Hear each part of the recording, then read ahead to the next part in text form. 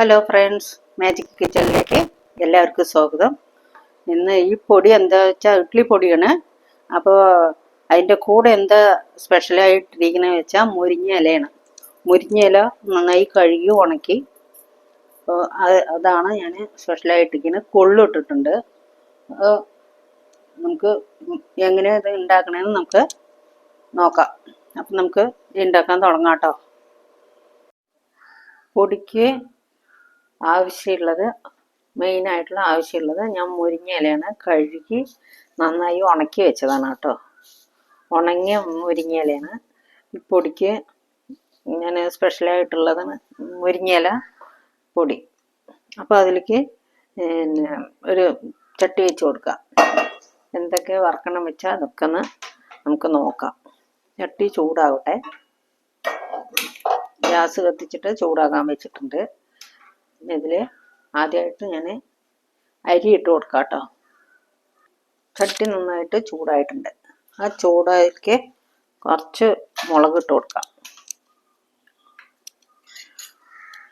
അതൊന്ന് ചൂടാവട്ടെ.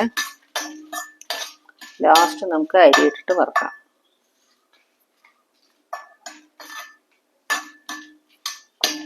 എന്നിട്ട് എല്ലാം കൂടെ ഒന്നിച്ചിട്ടിട്ട് നമുക്ക് ചൂടാക്കാം.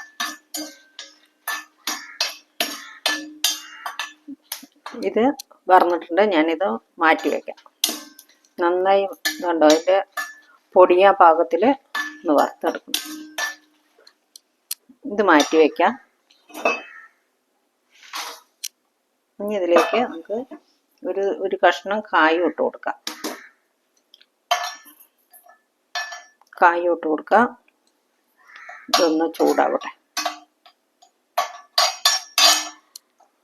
ചൂടായ ശേഷം നമുക്ക് വേണ്ട സാധനങ്ങൾ: കടലപ്പരിപ്പ് ഒരു 2-3 സ്പൂൺ ഇടുക. തോരപ്പരിപ്പ് അതേമാതിരി എടുക്കുക. ഉഴുന്നുപരിപ്പും ഇതേ അളവിലെടുക്കുക. ചെറുപരിപ്പും 2-3 സ്പൂൺ വലിയ സ്പൂണിലും എടുക്കുക. 1 സ്പൂണ് കുരുമുളക്, ഒരു സ്പൂണ് ജീരകം, എല്ലാം കൂടെ ഇട്ടിട്ട് ഒന്ന് വറുത്ത്. നിങ്ങൾക്ക് അധികം പൊടി ഉണ്ടാക്കുകയാണെന്ന് വെച്ചാൽ അധികം എടുത്തോളൂ കേട്ടോ. ഇതിനെ നന്നായി വറുത്തെടുക്കാം. ഇതിൻ്റെ കൂടെ തന്നെ 1 സ്പൂണ് 2 സ്പൂണ് എള്ള് എടുത്തിട്ടുണ്ട്.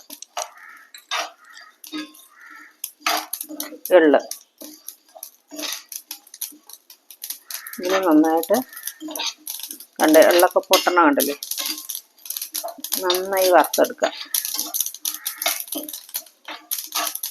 കായം ലാസ്റ്റ് വരയ്ക്ക് കായം അങ്ങനെ വറുത്തെടുക്കണം.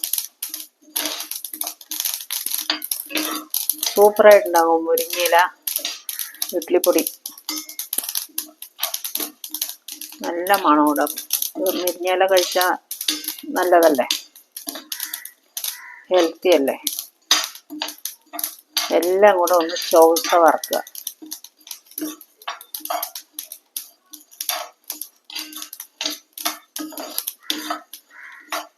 കൈവിടാണ്ട് ഇളക്കിക്കൊണ്ടിരിക്കണം കേട്ടോ, അല്ലെങ്കിൽ ഓരോരോ ഭാഗം കരിഞ്ഞു പോവും. ഇളക്കാണ്ടിരുന്നാലേ കരിഞ്ഞു പോകും. ഇനി ഇതിലേക്ക് കുറച്ച് പൊട്ടുകടല ഇടുന്നുണ്ട്. കുറച്ച് നിറയെ ഇരുന്നാലും കുഴപ്പമില്ല. ഞാനിതിൽ 1/2 കപ്പ് പൊട്ടുകടല എടുത്തിട്ടുണ്ട്. ഇതും കൂടെ നന്നായിട്ട് വറുക്കാം.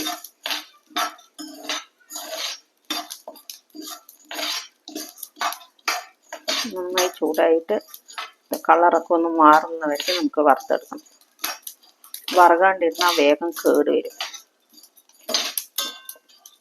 കണ്ടോ, നല്ല മണം വരുന്നുണ്ട്. ഇനി ഇത് മാറ്റാം. ഇനി നമുക്ക് അരി ഇട്ട് കൊടുക്കാം. ഞാനിതിൽ നാഴിയിൽ 3/4 നാഴി അരി ഇടുന്നു. ഇതിന് നന്നായിട്ട് പൊട്ടുന്നവരെ നമുക്ക് വറുത്തെടുക്കാം. അരി വറുക്കാനിട്ടുണ്ട്. ഇതിൻ്റെ കൂടെ തന്നെ കുറച്ച് കൊള്ള്. നമ്മൾ പരിപ്പൊക്കെ എടുത്തില്ലേ, വലിയ സ്പൂണിൽ 2 സ്പൂണ് അതേമാതിരി എടുക്കാം.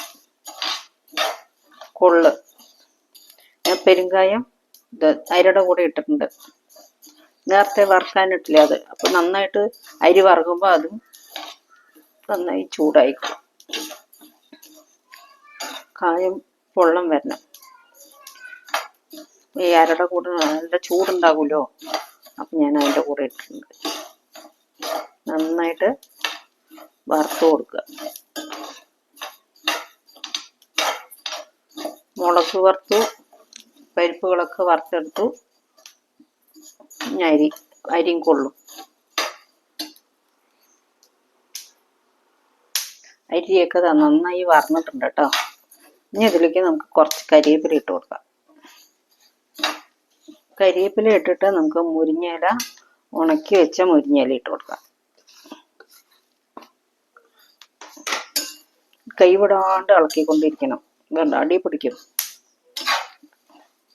കരിവേപ്പിലയൊക്കെ നല്ല കലകലാന്നാകണം കേട്ടോ. നമ്മൾ തീയൊന്ന് കുറച്ച് വയ്ക്കാം. നല്ല കട്ടിയുള്ള പാത്രത്തിൽ വേണം നമ്മൾ പൊടി ഒക്കെ വറക്കുന്നുണ്ട്. ഏത് പൊടിക്കും വറക്കുകയാണെന്ന് വെച്ചാലുണ്ടല്ലോ, നല്ലൊരു കട്ടിയുള്ള പാത്രമാണ്. നല്ല മണം വരുന്നുണ്ട്. മുരിങ്ങയിലയും കരിവേപ്പിലയുടെയൊക്കെ നല്ല വാസന. സൂപ്പറായിട്ട് വറുത്തെടുക്കാനുണ്ട്. തനിയെ വറുക്കുക. അല്ലെങ്കിൽ അരി ആദ്യം ഇട്ടിട്ട് അതിൻ്റെ കൂടെ തന്നെ, വലിയ പാത്രമാണെന്ന് വെച്ചാൽ അതിൻ്റെ കൂടെ തന്നെ എല്ലാം ഇട്ടിട്ട് വറുക്കാം. അരി ഒന്ന് വറന്ന് വരുന്ന സമയത്ത് ഇതൊക്കെ ഒന്ന് ഇട്ടിട്ട് വറുക്കാം.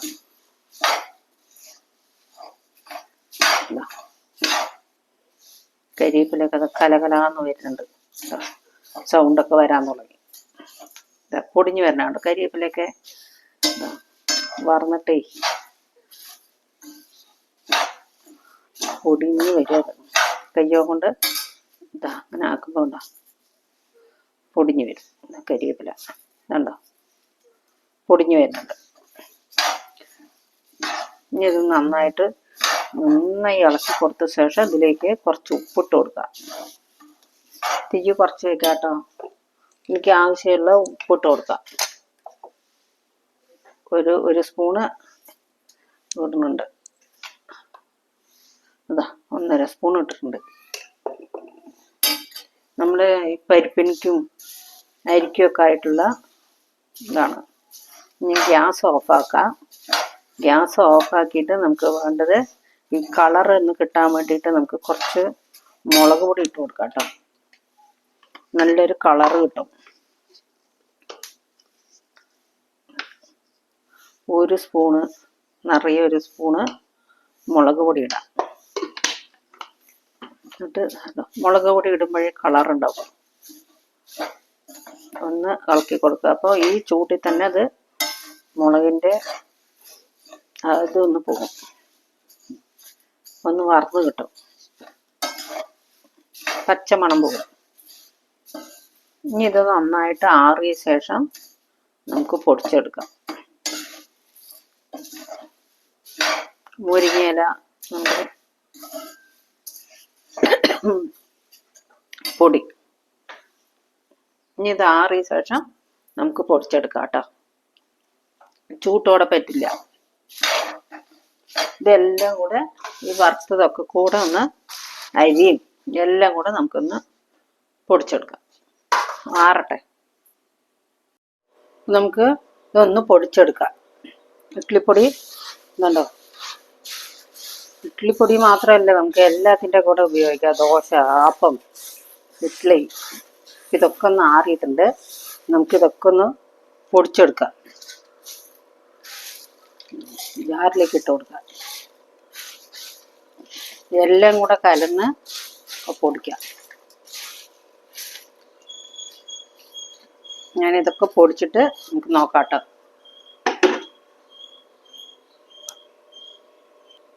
ഉണ്ട്, എല്ലാം പൊടിച്ചിട്ടുണ്ട്. നമുക്ക് ഇതെല്ലാം കൂടിയിട്ട് നല്ലോണം യോജിപ്പിച്ച് കൊടുക്കാം. എന്നിട്ട് ഇതിലേക്ക് ഉപ്പ് എന്തെങ്കിലുമൊക്കെ വേണം വെച്ചാൽ നമുക്ക് ഇടാം. കറക്റ്റായിരിക്കും ഇങ്ങനെ ഇട്ടത്. ഒന്ന് ചൂടാറിയ ശേഷം നമുക്ക് ബോട്ടിലേക്ക് ആക്കി വെക്കാം. തനിയെ പൊടിച്ച കാരണം എല്ലാം കൂടെ ഒന്ന് ജോയിൻ്റ് ആക്കി. ഇപ്പോൾ സൂപ്പറായിട്ടുള്ള മിഞ്ഞ പൊടി, മുരിങ്ങയില വെച്ചിട്ടുള്ള പൊടി എല്ലാവരും ഉണ്ടാക്കി നോക്കണം കേട്ടോ. എന്നിട്ട് അഭിപ്രായങ്ങളൊക്കെ പറയണേ. ഇതൊന്ന് ആറട്ടെ, എന്നിട്ട് നമുക്ക് ബോട്ടിലേക്ക് ആക്കാം. ഇപ്പൊക്കെ നോക്കാം.